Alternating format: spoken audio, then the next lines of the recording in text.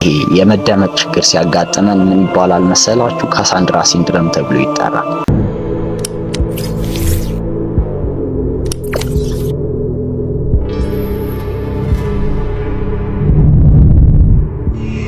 በግሪክ አፈ ታሪክ በማይቶሎጂ ውስጥ እጅግ በጣም ውብና ቆንጆ ተብሎ ከሚታመኑ ንግስት መካከል ንግስት ካሳንድራ ምትባል ትኖርበታለች።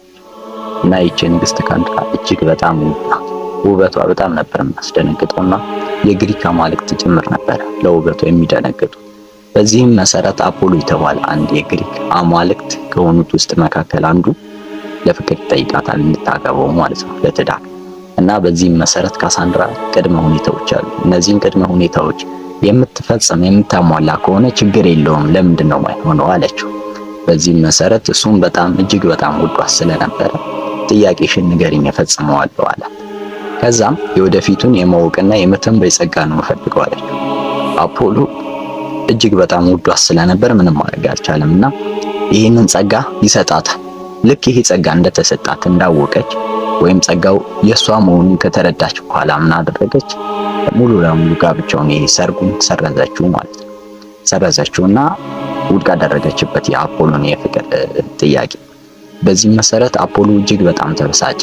በግሪክ አማልክት ደግሞ አንዴ የሰጠኸውን ጸጋ መንሳት አይቻልም። በዚህ ምክንያት ሊረግማት ፈለገና እንዲህ ብሎ ረገማት። የምትናገሪው ትንቢት እውነት ሆኖ ሳለ ነገር ግን ማንም ሰው አይመንሽ፣ በቃ አያዳምጥሽ ጭራሹኑ ማለት ነው።